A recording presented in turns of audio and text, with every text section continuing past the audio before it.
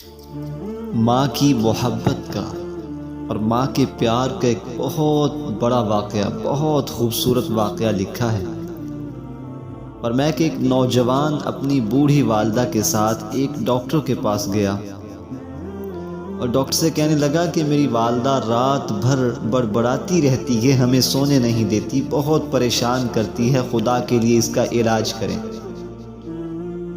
نہ خود سوتی ہے، نہ ہم گھر والوں کو سونے دیتی ہے، پتہ نہیں کیا معاملہ ہے، کوئی ایسی چیزیں کھا لیتی ہے جس سے بد پرہیزی کرتی ہے اور جس کی وجہ سے بعد کے اندر اس کو تکلیف ہوتی ہے اور پھر پورے گھر والوں کو سونے نہیں دیتی۔ ڈاکٹر صاحب اس کا کوئی علاج کریں، میں آپ کے پاس لایا ہوں۔ تو والدہ کو بٹھا کر نوجوان جب باہر نکلا کلینک سے تو والدہ نے کہا ڈاکٹر صاحب میرا علاج کرنے کی ضرورت نہیں ہے۔ ڈاکٹر صاحب بڑے پریشان ہوئے، پوچھا کہ اماں آپ کا علاج کیوں نہیں کیا جا سکتا، آپ کو علاج کی ضرورت کیوں نہیں ہے؟ تو بوڑھی اماں کپ کپاتی ہوئی زبان سے، لڑکھڑاتی ہوئی زبان سے کہنے لگی بیٹا جب یہ چھوٹا بچہ تھا، یہ میرا نوجوان لڑکا جب یہ پیدا ہوا تو میری چھاتیوں میں دودھ نہیں تھا، میں بہت پریشان تھی کہ میرا بچہ بھوک سے مر جائے گا۔ میں ایک دن شہر کے بہت بڑے ڈاکٹر کے پاس گئی، میں نے اسے مسئلہ بتایا کہ میری چھاتیوں میں اتنا دودھ نہیں ہے جس سے میرا بچہ پیٹ بھر سکے، تو آپ سے میں منت سماجت کرتی ہوں میرے لیے کوئی حل تلاش کریں۔ انہوں نے کہا کہ بی بی آپ کا حل تو مل جائے گا لیکن آپ کی جان کو خطرہ ہے۔ تو اس وقت میں ڈاکٹروں سے لڑ پڑی، میں نے کہا خطرے کی بات چھوڑے، میں اپنی جان دے سکتی ہوں، اپنے بچے کو بھوکا برداشت نہیں کر سکتی۔ کہنے لگی ڈاکٹروں نے کہا کہ آپ کو 1 ہفتے میں 2 بار انجیکشن لگوانا پڑے گا جس کی وجہ سے آپ کی چھاتیوں میں دودھ اتنا آ سکے گا کہ آپ کا بچہ خوب پیٹ بھر کر دودھ پی سکتا ہے آپ کا۔ میں نے کہا ڈاکٹر صاحب میں لگوانے کے لیے تیار ہوں۔ جب 1 ہفتے میں 2 انجیکشن لگوا لیے تو میرے جسم کی ساری ہڈیوں میں درد شروع ہو گئی۔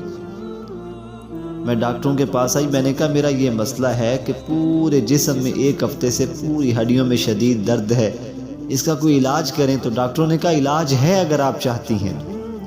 میں نے کہا وہ علاج کون سا ہے؟ تو ڈاکٹروں نے کہا کہ آپ وہ انجیکشن لگوانا چھوڑ دیں، آپ بالکل صحیح سلامت ہو جائیں گی، کیونکہ وہ انجیکشن ہڈیوں کے لیے بہت زیادہ زہر قاتل ہے، وہ آپ کی ہڈیوں کو تباہ و برباد کر دے گا اگر ایسے لگواتی رہی۔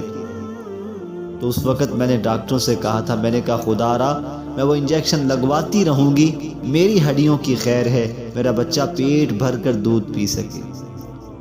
تو وہ اماں آنکھوں میں آنسو لیے یہی کہہ رہی تھی کہ ڈاکٹر صاحب میں نے 2 سال تک وہی انجیکشن لگوائے ہیں تاکہ میرا بچہ بھوک سے نڈھال نہ ہو جائے، پیٹ بھر کر دودھ پی سکے۔